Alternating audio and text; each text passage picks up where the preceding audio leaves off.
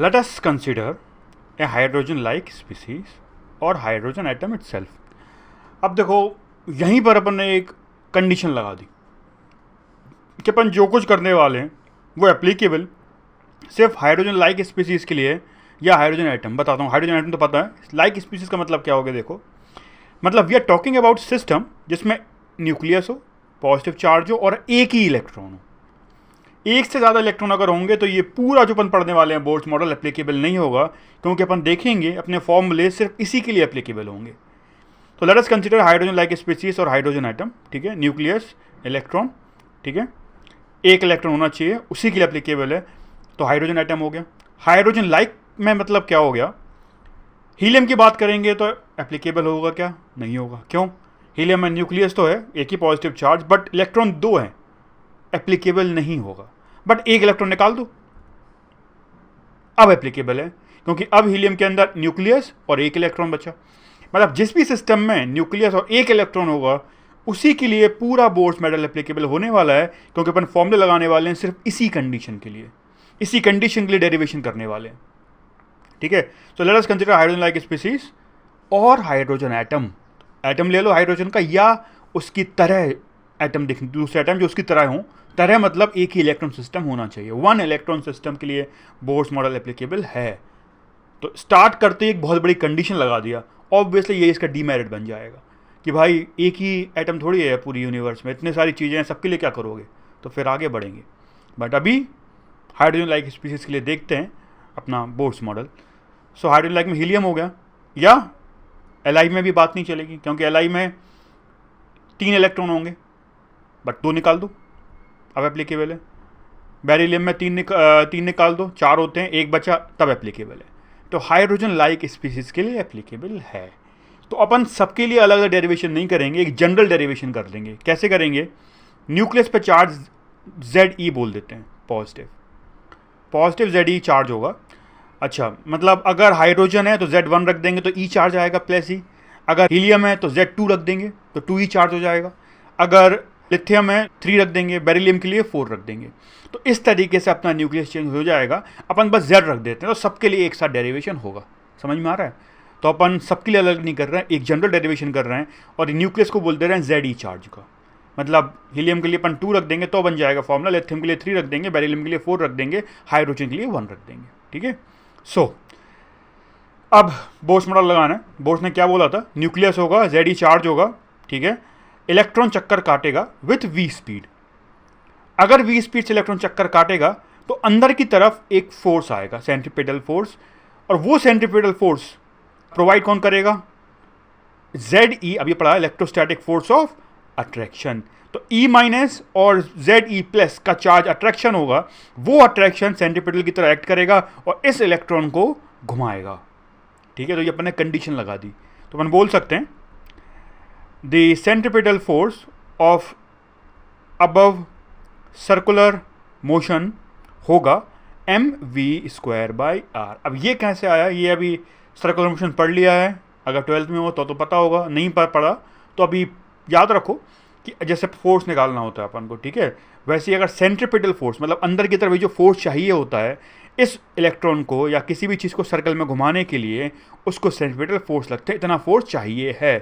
तो centripetal force for the above circular motion is given by mv²/r. ठीक है. सो m क्या हो गया? मास ऑफ इलेक्ट्रॉन. v क्या हो गया? ये जो स्पीड है. r क्या हो गया? Radius of rotation. अच्छा, ये जो फोर्स होगा ये कौन प्रोवाइड करेगा?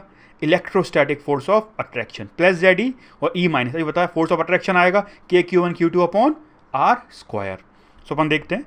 तो the electrostatic force of attraction between nucleus and electron is given by, अभी पढ़ा है, K(Q1 E Q2 Ze divided by r². ठीक है, तो अपन ने ये अब अपन कंडीशन लगा देंगे आगे, बट कि mv²/r इसके बराबर होना चाहिए, बिकॉज अपन ने पढ़ा था, याद है, कि centripetal force is provided by electrostatic force of attraction. तो this should be equal to mv²/r, तभी घूम पाएगा, वरना कैसे घूमेगा. ठीक है, सो ये अपनी कंडीशन लग जाएगी. तो आगे बढ़ेंगे. सो न्यूक्लियस है, इलेक्ट्रॉन चक्कर काट रहा है. ठीक है, न्यूक्लियस पे चार्ज है Ze, इलेक्ट्रॉन की स्पीड v है. अंदर की तरफ सेंट्रीपिटल फोर्स लग रहा है, ठीक है। ये सेंट्रीपिटल फोर्स कौन प्रोवाइड करेगा? इलेक्ट्रोस्टैटिक ZE और E माइनस का अट्रैक्शन। तो सिंस द मैथमेटिकली बोल सकते हैं, since the electrostatic force of attraction provides the required centripetal force, K Q2 upon R square, ये R जो है this R square must be equal to MV square by R।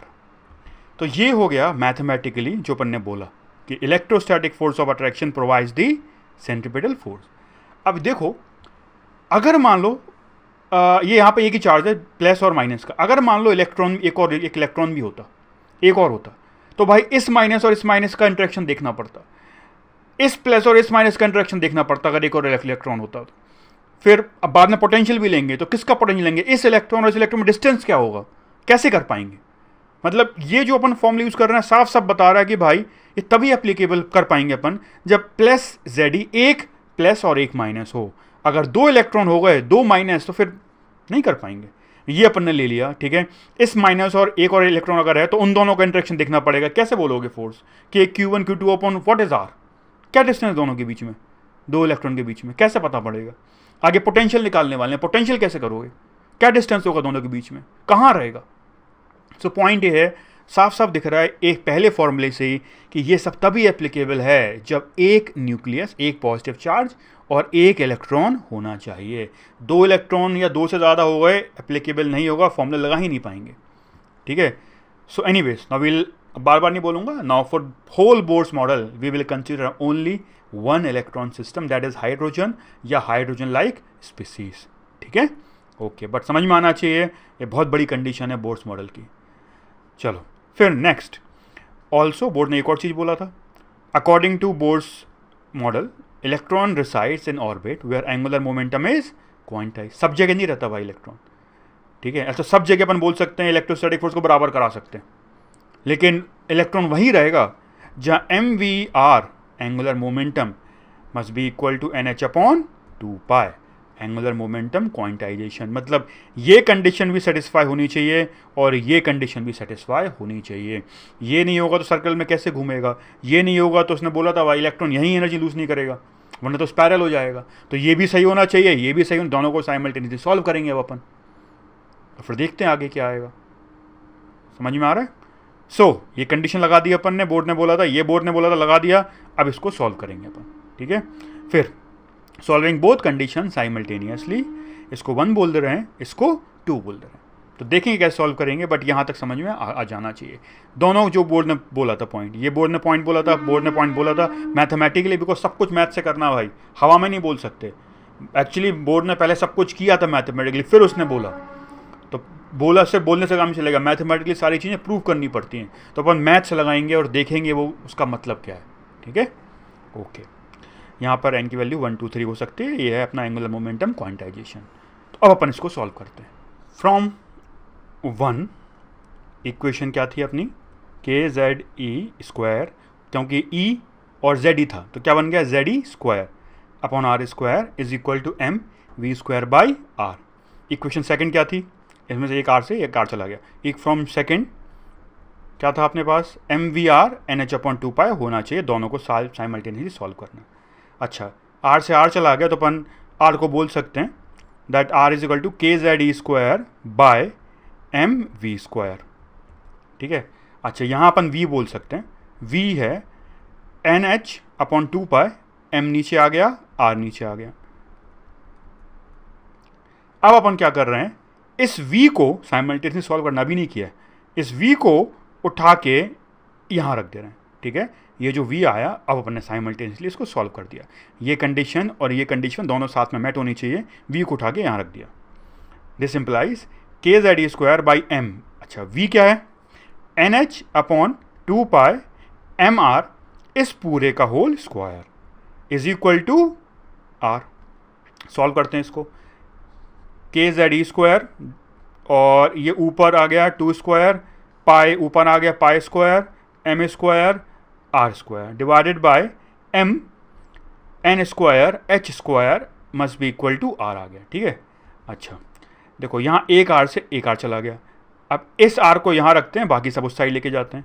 देखो यहाँ R is equal to, ये सब उस side जाएगा, H square into N square, ठीक है, एक एम से एक एम भी काट दिया, 4, ये 4 पाई स्क्वायर के ई स्क्वायर, एक एम से एक एम काट दिया, एक एम बचा, और एन स्क्वायर बाई जेड। अब देखो यहाँ पर एच पता है कांस्टेंट होता है, 4 कांस्टेंट, पाई कांस्टेंट, के 9 10⁻⁹, ठीक है, कहाँ से आया ये, यहाँ से आया, ठीक है, कांस्टेंट है। ई चार्ज ऑफ इलेक्ट्रॉन, यहाँ से आया, कांस्टेंट है। मास ऑफ इलेक्ट्रॉन सेम है हमेशा, सो इलेक्ट्रॉन कांस्टेंट, सब कुछ कांस्टेंट, तो ये पूरे की वैल्यू क्या होगी, एक कांस्टेंट वैल्यू। उस कांस्टेंट की वैल्यू अपन सॉल्व करोगे अगर, तो निकल के आएगी 0.529 इंटू 10⁻⁻10 SI के अंदर, सब अगर SI में रखोगे, into N square upon Z. तो अगर SI में रखा है तो ये मीटर्स में आएगा, ठीक है। अच्छा, अब अपन 10⁻⁻10 को क्या बोल सकते हैं, 10⁻⁻10 मीटर्स क्या होता है, 1 एंगस्ट्रॉम। तो अपन बोल सकते हैं R is equal to 0.529 into N square by Z angstrom में फॉर्मूला बन गया। अब देखो इस फॉर्मूले में n 1 2 3 4 कुछ भी हो सकता है, z कौन सा एटम लिया है, तो अब अपन जो भी एटम चाहिए हाइड्रोजन लाइक वो रख देंगे, z हाइड्रोजन के लिए 1 रख देंगे, हीलियम प्लस के लिए 2 रख देंगे, लिथियम 2 प्लस के लिए 3 रख देंगे, n 1 रख सकते हैं 2, मतलब 1 देगा एक रेडियस, 2 देगा अदर रेडियस, 3 देगा अदर रेडियस, तो ये हो गए बोर्स रेडियस। n को अपन बोल सकते हैं ऑर्बिट नंबर, ठीक है, तो n will give our orbit number, r will give radius of that orbit. तो ये फॉर्मूला आ गया किसी भी ऑर्बिट का, मतलब मैं देखा था कॉन्सेंट्रिक ऑर्बिट्स होती हैं उनका रेडियस निकालने का, ठीक है। अपन बोल सकते हैं n इज इक्वल टू 1 2 3 4 कुछ भी हो सकता है, ठीक है, और ये फॉर्मूला भी ये याद होगा नहीं बट ये पता होना चाहिए। तो ये n देगा अपन को ऑर्बिट नंबर, z हो गया अपना atomic number of the hydrogen like species. तो ये formula will determine radius of any orbit in any hydrogen like species. तो अब अपन रेडियस निकाल सकते हैं। देखो इसका मतलब क्या अपन समझेंगे, but this will be the formula to determine किसी भी ऑर्बिट का रेडियस। बस वो n रख दो तो वो अपना ऑर्बिट दे और उस ऑर्बिट का रेडियस दे देगा, और z देख लो कौन सा हाइड्रोजन स्पीसी, हाइड्रोजन है या हाइड्रोजन लाइक स्पीसीज है, ठीक है। Speed of the electron in the orbit निकालना है, देखते हैं कैसे निकालते हैं। अच्छा, MVR क्या था, NH अपॉन 2π। तो अपन बोल सकते हैं भाई V अगर निकालना है तो बड़ा आसान है, NH upon 2π into M into R होगा, ठीक है।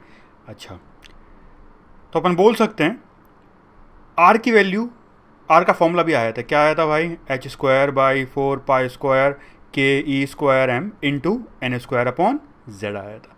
अच्छा, इस पूरे को उठा के मैं अगर यहाँ रख दूँ तो भाई V का फॉर्मूला आ जाएगा। तो अपन V को बोल सकते हैं V is equal to NH by 2πm, इस पूरे R को उठा के यहाँ रख दे रहे हैं, ठीक है। तो यहाँ रख दिया 2π R H square into N square, और ये जो पूरा होगा ऊपर पहुँच जाएगा 4π square KE square M into Z। अब देखो यहाँ पर कितना कैंसिल हो जाएगा, एक n से एक n चला गया, पाई से एक पाई चला गया, 2 से 2 चला गया, 2 बचा, m से m चला गया, h से एक h चला गया, और यह आ गया v इज इक्वल टू 2 बचा, पाई बचा, k बचा, e स्क्वायर बचा by h into z upon n। Very good. अब देखो यहाँ पर 2 constant, pi constant, k constant, e charge of electron constant, Planck's constant into z upon n. Z कौन सा हाइड्रोजन या हाइड्रोजन लाइक स्पीसीज है, n orbit number, principal quantum number अपना, ठीक है। So z upon n. तो अपन बोल सकते हैं इस पूरे कांस्टेंट को सॉल्व करेंगे, सब कांस्टेंट सॉल्व करोगे 2.18 इंटू 10⁻⁶ आता है into z upon n, metre per second SI में। तो ये फॉर्मूला हो गया किसी भी हाइड्रोजन या हाइड्रोजन लाइक स्पीसीज के लिए किसी भी ऑर्बिट में वेलोसिटी भी निकाल सकते हैं, मतलब स्पीड निकाल सकते हैं अपन, ठीक है। सो अपन बोल सकते हैं 1, n की वैल्यू 1 हो सकती है, 2 हो सकती है, 3 हो सकती है, ठीक है, जो अपन को ऑर्बिट नंबर देगा। z क्या है, atomic number of the hydrogen या hydrogen like species. v determines the speed of the electron in the nth orbit. तो जो n रखोगे उस ऑर्बिट में अपन को स्पीड मिल जाएगी इलेक्ट्रॉन की, तो अपन स्पीड भी निकाल सकते हैं। तो देखा, पहले अपन को कुछ नहीं पता होता कि भाई ऑर्बिट्स होंगी। अब अपन ऑर्बिट्स में ये भी निकाल सकते हैं ऑर्बिट कहाँ है, कितनी दूरी पर है न्यूक्लियस से, और ये भी निकाल सकते हैं वहाँ जो इलेक्ट्रॉन रहेगा उसकी कितनी स्पीड है। ठीक है, बट ये सब तो अगर समझना है चीज़ों को अच्छे से डिटेल में, एक ऑब्जर्वेशन को, तो इन सबसे ज़्यादा सबसे इम्पॉर्टेंट है एनर्जी निकालना, कि हर ऑर्बिट में इलेक्ट्रॉन की क्या क्या एनर्जी है। That is the most important part. ठीक है, वहाँ से फिर वो फॉर्मूला आएगा 1/λ ultimately is equal to constant z square 1/n1 square minus 1/n2 square. तो अब एनर्जी निकालेंगे, ठीक है, वो ध्यान से देखना, वो समझ में आना चाहिए, और वो इंटरेस्ट पूरा बोर्ड मॉडल रिलेटिवली आसानी है। ठीक है, तो अपन देखते हैं। अब निकालेंगे energy of electron in any orbit. तो energy of electron in nth orbit निकालेंगे। देखो, total energy for electron in this orbit around the nucleus क्या होगा, kinetic energy plus potential energy. दो फॉर्म ऑफ एनर्जी है यहाँ पर, काइनेटिक तो स्पीड की वजह से, और पोटेंशियल बिकॉज ऑफ चार्ज है, प्लस और माइनस। सो इसलिए पढ़ाया था मैंने basics of electrostatics. So kinetic energy plus potential energy will be total energy. तो काइनेटिक एनर्जी निकालना है, कैसे निकालेंगे, हाफ एम वी स्क्वायर, अच्छा, is equal to half M V का फॉर्मूला अभी निकाला था अपन ने, क्या आया था, 2π/k e² by h into z upon n, इस पूरे का होल स्क्वायर। तो ये हो गया काइनेटिक एनर्जी का फॉर्मूला। सॉल्व कर सकते हैं इसको, ये आएगा 2m π² k² h square into Z square upon n square. Solve कर लो। अब निकालते हैं पोटेंशियल एनर्जी। पोटेंशियल एनर्जी कैसे निकालेंगे, फॉर्मूला भी क्या है बताया था मैंने, k q1 q2 upon r, and q1 q2 must be kept with sign, is equal to k, q1 क्या है e, दूसरे का क्या है ZE, माइनस बाहर, क्योंकि E क्या होगा माइनस साइन के साथ, डिवाइडेड बाई R। R का फॉर्मूला भी अपना निकाला था, क्या था भाई, तो अपन PE बोल सकते हैं KZE² by R h square n square by ऊपर चला जाएगा 4π² KE² M Z is equal to, इसको सॉल्व करते हैं, -4m π² into k square E⁴ into Z square by h square n square बचा। देखो 4 constant, m mass of electron constant, pi constant, k constant, e constant, सब constant है ये। ठीक है, यहाँ भी सब कांस्टेंट है। और अभी पहले तो ये देखो, ये चीज़ ऑलमोस्ट सेम है, सिर्फ -2 का अंतर है। मतलब अपन बोल सकते हैं potential energy is equal to -2 times, देखो सेम है, माइनस को अपन बोल सकते हैं -2 कॉमन ले लिया, 2m π² k² E⁴ h square into Z square upon n square. अच्छा, और ये पूरी चीज़ देखो क्या है, काइनेटिक एनर्जी। तो पहली चीज़ तो बोल सकते हैं potential energy is equal to -2 times of, ये पूरा सेम हो गया, काइनेटिक एनर्जी। तो P is equal to -2 times of K. So this information can be remembered. ठीक है, सो पोटेंशियल एनर्जी -2 के आ गया। अभी टोटल निकालते हैं, समझ में आ रहा है यहाँ तक क्या किया अपन ने, हाफ mv² काइनेटिक एनर्जी के लिए लगा दिया, पोटेंशियल के k q1 q2 upon r लगाया, सॉल्व कर दो बस, जो सब निकाल वी निकाल चुके हैं रख दो, r निकाल चुके हैं रख दो, सॉल्व कर दो, तो ये आ गया। ठीक है, अब अपन टोटल एनर्जी निकालते हैं। टोटल एनर्जी T क्या होगा, kinetic energy plus potential energy. ठीक है, अभी अपन ने निकाला कि P क्या है, -2 ऑफ k, यहाँ रख दिया, इज इक्वल टू बोल सकते हैं टोटल एनर्जी माइनस ऑफ के ही होता है। ठीक है, तो अगर मुझे टोटल एनर्जी निकालना है तो जो काइनेटिक का फॉर्मूला अभी निकाला था अपन ने, उसका माइनस साइन लगा दो, दैट्स इट। तो total energy that is T, मतलब total energy is equal to -2m, अभी निकाला देखो अपन ने, -2πm π² k² E⁴ h square into Z square upon n square. यहाँ देखो ये 2 constant, m constant, pi constant, k constant, ये सब एक कांस्टेंट आएगा। इस कांस्टेंट की वैल्यू निकालेंगे, वो आती है -13.6 z square by n square, ये आती है ईवी के टर्म में। मतलब अगर SI में रखोगे तो इंटू 1.6 इंटू 10⁻⁻19 आएगा।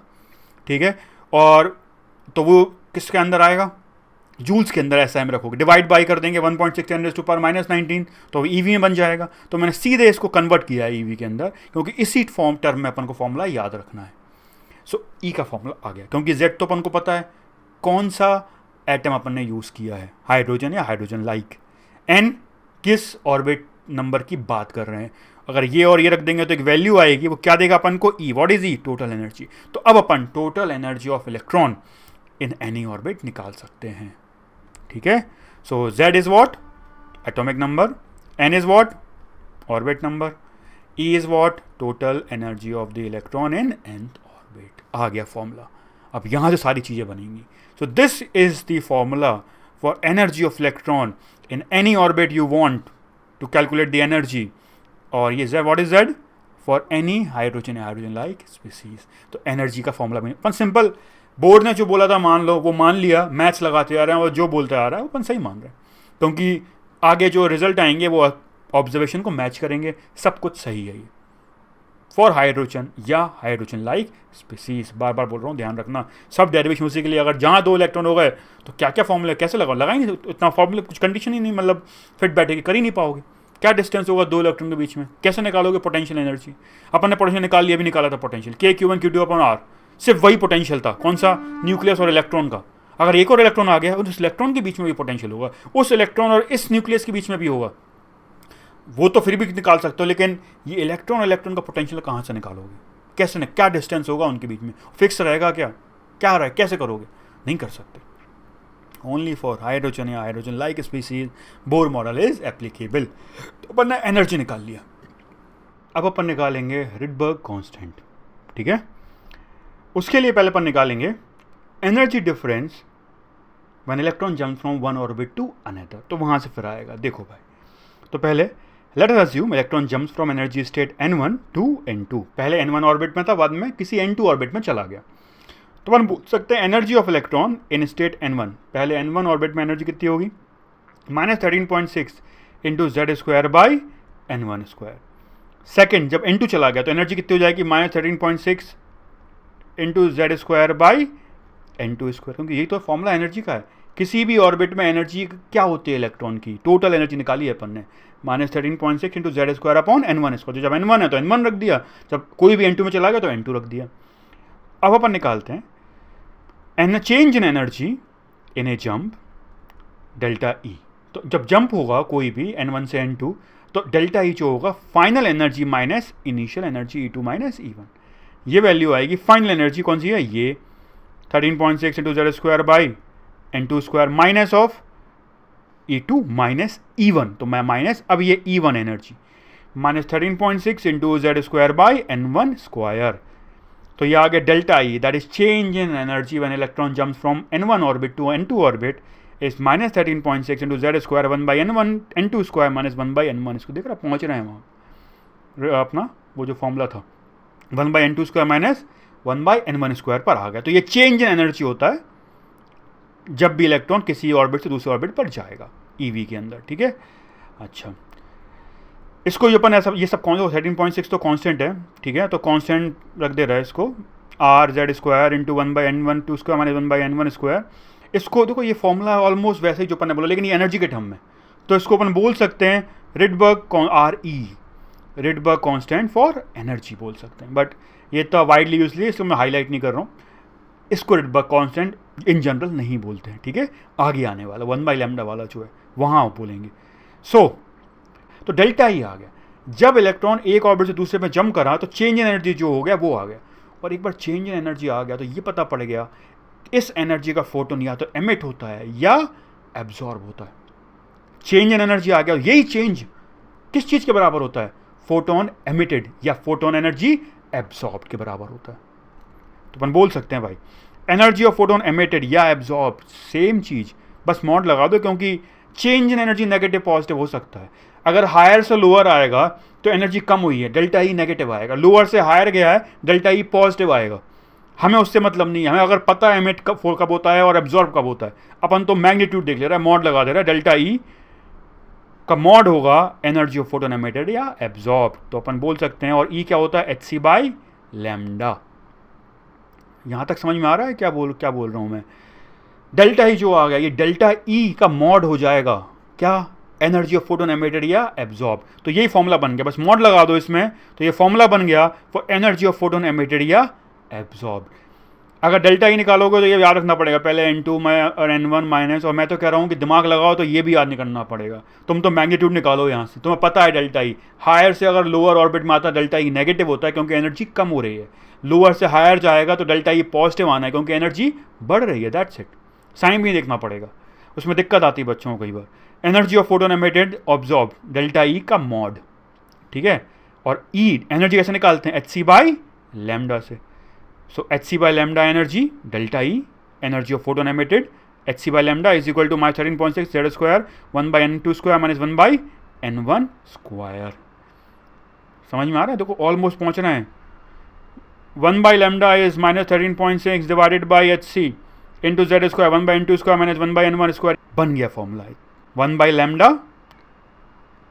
is equal to ये पूरा कांस्टेंट r माइनस मैंने रख दिया, फर्क नहीं पड़ता क्योंकि मैंने मॉड लगाया है, into Z square 1 by N2 square minus 1 by N1 square का मॉड 1 बाई लैम्डा कर दिया। और यही क्या होता है, वेव नंबर। याद है 1 by lambda is wave number, तो मैंने एक साथ लिख दिया। तो 1 by lambda is equal to wave number is equal to mod of minus R Z square 1 by N2 square minus 1 by N1 square. आ गया वो फॉर्मूला जहाँ से पूरा बोर्ड्स मॉडल आया है। समझ में आ रहा है। और अगर ये फॉर्मूला आया है तो वो चीज़ें एक्सपेरिमेंटल ऑब्जर्वेशन को मैच कर रहा है, और अगर एक्सपेरिमेंटल ऑब्जर्वेशन को मैच कर रहा है तो अपन ने जो कुछ किया है वो सही है। बट हमें दिख रहा है डेरिवेशन के समय वो तभी प्रूफ सही है जब एटम हाइड्रोजन या हाइड्रोजन लाइक हो, वरना फॉर्मूला लगा ही नहीं पाएंगे, यहाँ तक पहुँच ही नहीं पाएंगे। So we have assumed Bohr's postulate, applied the correct mathematics, used it and derive the formula which जो नेचुरली करेक्ट होता है, जिससे आंसर आते हैं। समझ में आया, जिसको नेचर का जो ऑब्जर्वेशन है वो मैच करता है, तो जो कुछ पढ़ा है वो अपन का सही है, और ये फॉर्मूला आ गया, दैट्स इट। समझ में आ रहा है, मैथ्स लगाते गए, बोर्ड ने जो बोला ये मान लो, करते गए, आ गया जो मैच करता है, जो हमने माना है वो सब कुछ सही है। और ये इन ऑनर ऑफ रिडबर्ग, ये जो कॉन्स्टेंट है 13.6 EV डिवाइडेड बाई HC, इसको R बोल दिया है, और 1 बाई लैम्डा ही वेव नंबर होता है, दैट्स इट।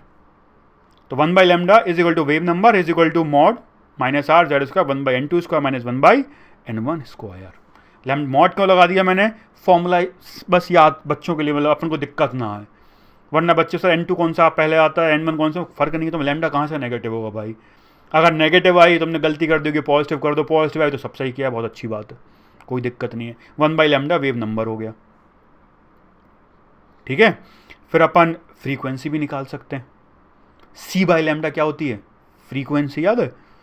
तो अब अपन जो फोटोन निकला है उसकी एनर्जी भी निकाल सकते हैं, उसका वेवलेंथ भी निकाल सकते हैं। 1 by lambda is equal to, और बताता हूँ आर के कांस्टेंट की वैल्यू क्या है, बट लैम्डा भी निकाल सकते हैं, वो जो फोटोन निकल रहा है या एब्जॉर्ब हो रहा है उसका वेवलेंथ क्या है। आर की वैल्यू होती है 109 Rydberg constant in honour of mister Rydberg, जिसने उस बताया था स्टार्टिंग में। R is equal to 109678 centimetre inverse में बहुत गलती करते हैं, ध्यान रखना। आर की वैल्यू ये यूज़ करनी होती है 109678, और it actually involves lot of calculation. अगर ये यूज़ करोगे, सवाल करना है तो एनर्जी से करना बड़ा आसान होता है। अपन करेंगे सवाल, उसके बिना नहीं सीख सकते, सवाल करेंगे तब समझ में आएगा। It is easier to do it in terms of energy rather than in terms of this formula, ठीक है। बट ये फॉर्मूला होता है, रिडबर्ग कांस्टेंट बोलते हैं इस कांस्टेंट को। आर की वैल्यू 109678 सेंटीमीटर इनवर्स होती है। मैंने मॉड लगा दिया है फॉर्मूले में, बिकॉज वरना कंडीशन लगानी दिक्कत ना है, वरना कंडीशन लगानी पड़ेगी भाई, यहाँ से वहाँ तो ये, यहाँ से वहाँ तो ये, लोअर से हायर में तो ये फॉर्मूला, क्योंकि लैम्डा नेगेटिव नहीं होना चाहिए, यहाँ से यहाँ करेंगे तो ये फॉर्मूला आएगा। दिमाग लगाओ ज़्यादा आसानी से, ठीक है। फ्रीक्वेंसी भी निकाल सकते हैं, C by lambda is equal to frequency हो गई, C से मल्टीप्लाई कर दिया, minus CR z square 1 by N2 square minus 1 by N1, that's it. Now this becomes, these are the formulas जो अपन को यूज़ करने हैं। डेल्टा ई, ये तो एक फॉर्मूला यूज़ करना है, बाकी सब ये याद करना है, ठीक है, बाकी दिमाग लगा सकते हैं। डेल्टा ई माइनस का फ़र्क नहीं पड़ता, ठीक है, अपन को पता है, बट फिर भी minus 13.6 into 1 by N2 square minus 1 by N1 square this becomes formula for delta E, बस वहाँ सब आ गया। ये डेल्टा ई इसी एनर्जी का फोटोन निकलेगा या एब्जॉर्ब होगा, भाई energy of photon emitted absorb हो गया। फिर अगर एनर्जी निकालनी है, वेवलेंथ वगैरह निकालनी है सॉरी, तो अपन एच सी बाई लैम्डा करके निकाल लेंगे, एनर्जी आ गई एच सी बाई लैम्डा करके ज़्यादा आसानी से। बट फिर भी अगर फॉर्मूला पता करना है, याद रखना है, तो 1/λ होता है, 1/λ is equal to Rydberg constant, मैं मॉड लगा यूज़ कर रहा हूँ, Rydberg constant into Z square 1/n2 square minus 1/n1 square. C से मल्टीप्लाई कर तो c/λ हो गया, c/λ क्या हो गया, frequency, frequency is equal to c R Z square 1/n2 square minus 1/n1 square. That's it. तो ये है अपना पूरा बोर्स मॉडल, उसका कॉन्सेप्ट आ गया जो अपन को चाहिए था।